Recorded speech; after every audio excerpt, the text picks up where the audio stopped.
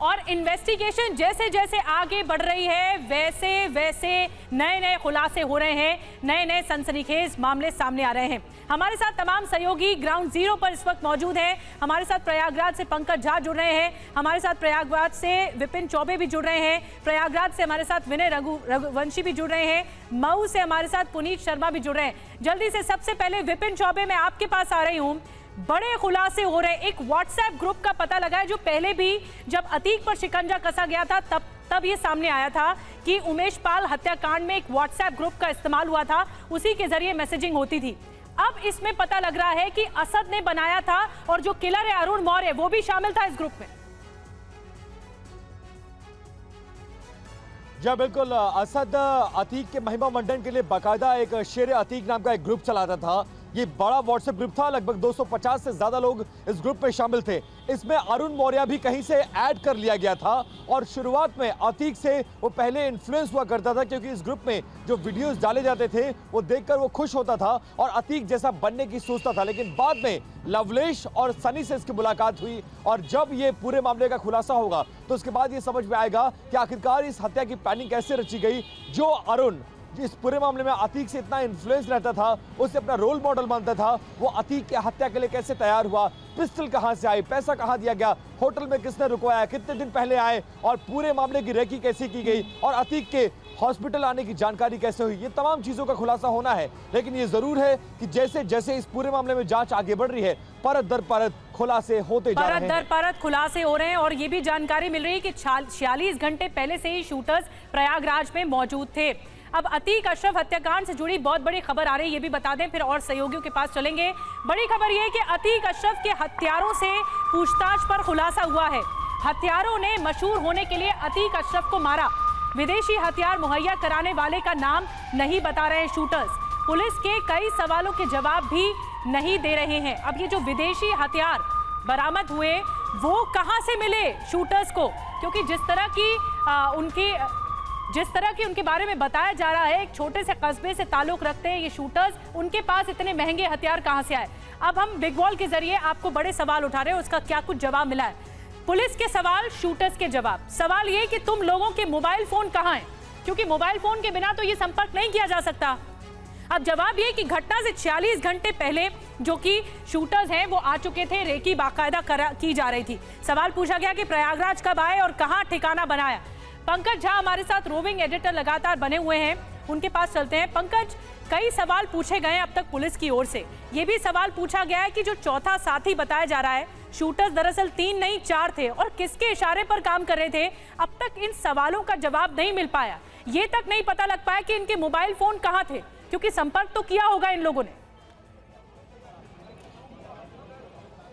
जी हाँ, बिल्कुल, ये तीनों थे जो अलग अलग शहर के थे। आखिर ये कैसे आए, एक साथ कैसे जुड़े और उसके बाद क्या मोटिव था, क्या चौथा भी था या पांचवा भी था। लेकिन आपको बताऊं अभी की सबसे ताज़ा तस्वीर, ये जो कॉल्विन अस्पताल है जहां पे 15 तारीख की रात ठीक 10:30 बजे अतीक और अशरफ की हत्या कर दी थी इन तीनों ने। आपको दिख रहे होंगे SIT की टीम यहाँ पहुंची हुई है। जो कहा जा रहा था कल से कि यहाँ क्राइम सीन रिक्रिएट किया जाएगा, तो क्राइम सीन रिक्रिएट करने से पहले वो अधिकारियों से बातचीत कर रहे हैं जो प्रयागराज में SIT की टीम से जुड़े हुए अफसर हैं, जो पिछले करीब 24-30 घंटों में जो उन तीनों आरोपियों से पूछताछ की है, जो तमाम CCTV फुटेज निकाले गए हैं, जो तमाम फॉरेंसिक वहां से पिस्तल और उसके क्या कहते हैं कि पिस्तल के अलावा कैमरे और माइक ID और तमाम जानकारियां इकट्ठा की गई है। अलग अलग टीमें बांदा और हमीरपुर पहुंची, उससे जो मिली हुई जानकारी है उसके आधार पर आप देख रहे होंगे तस्वीरों में कि बिल्कुल गेट जो है हॉस्पिटल का गेट उसको बिल्कुल घेर दिया गया, वहाँ किसी को आने जाने की इजाज़त नहीं है। और सामने देखेंगे तो अधिकारी हैं, कुछ प्लेन क्लॉथ में, कुछ यूनिफॉर्म में हैं, जो बातचीत कर रहे हैं और उसी जगह पर यह बातचीत हो रही है।